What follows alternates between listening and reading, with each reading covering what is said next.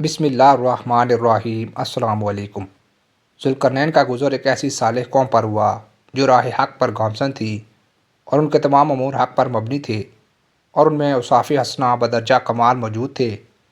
روزمرہ کے امور میں عدل اور ہر چیز کی مساوی تقسیم، انصاف کے ساتھ فیصلہ کرنا، آپس میں صلح رحمی، حال و قال ایک، ان کی قبریں ان کے دروازوں کے سامنے، نہ ان کا امیر و قاضی، نہ آپس میں امتیازی سلوک، نہ کسی قسم کا لڑائی جھگڑا، نہ گالی گلوچ اور نہ کہکھے بازی، نہ رنج و غم، آفات سماویہ سے محفوظ، عمریں دراز، نہ ان میں کوئی مسکین نہ کوئی فقیر۔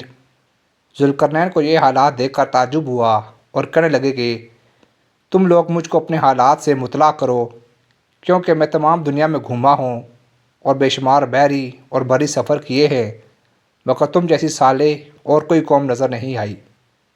ان کے نمائندے نے کہا کہ آپ جو چاہیں سوال کریں، میں ان کے جواب دیتا جاؤں گا۔ ذوالقرنین، تمہاری قبریں تمہارے گھروں کے دروازوں کے سامنے کیوں ہیں؟ نمائندہ: قوم، ایسا ہم نے عمدن اس لیے کیا ہے تاکہ ہم موت کو نہ بھول جائیں، بلکہ اس کی یاد ہمارے دلوں میں باقی رہے۔ ذوالقرنین، تمہارے دروازوں پر قفل کیوں نہیں؟ نمائندہ: ہم میں سے کوئی مشتبہ نہیں، بلکہ سب امانت دار ہیں۔ ذوالقرنین: تمہارے یہاں امراء کیوں نہیں ہیں؟ نمائندہ: ہم کو امراء کی حاجت نہیں ہے۔ ذوالقرنین: تمہارے اوپر حکام کیوں نہیں ہیں؟ نمائندہ: کیونکہ ہم آپس میں جھگڑا نہیں کرتے جو حکام کی ضرورت پیش آئی۔ ذوالقرنین: تم میں اغنیاء یعنی مالدار کیوں نہیں ہیں؟ نمائندہ: کیونکہ ہمارے یہاں مال کی کثرت نہیں ہے۔ ذوالقرنین: تمہارے یہاں بادشاہ کیوں نہیں ہیں؟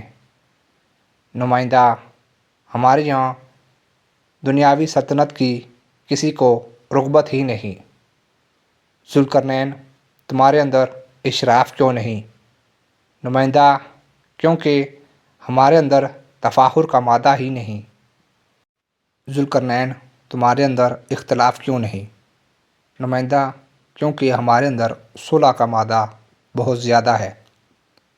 ذوالقرنین: تمہارے یہاں آپس میں صلح کا جھگڑا کیوں نہیں؟ نمائندہ: ہمارے یہاں قلم و بردباری کوٹ کوٹ کر بر دی گئی ہے۔ ذوالقرنین: تم سب کی بات ایک ہے اور طریقہ راست ہے۔ نمائندہ: یہ اس وجہ سے ہے کہ ہم آپس میں نہ جھوٹ بولتے ہیں، نہ دھوکہ دیتے ہیں اور نہ غیبت کرتے ہیں۔ ذوالقرنین: تمہارے سب کے دل یکساں اور تمہارا ظاہر و باطن بھی یکساں ہے، اس کی کیا وجہ ہے؟ نمائندہ: اس کی وجہ یہ ہے کہ ہم سب کی نیتیں صاف ہیں، ان سے حسد اور دغا نکل گئے ہیں۔ ذوالقرنین: تم میں کوئی مسکین و فقیر کیوں نہیں ہے؟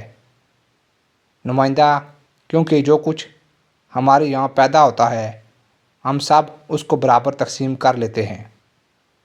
ذوالقرنین: تمہارے یہاں کوئی درست مزاج اور تند ہو نہیں ہے۔ نمائندہ: کیونکہ ہم سب خاکسار اور متواضع ہیں۔ ذوالقرنین: تم لوگوں کی عمریں دراز کیوں ہیں؟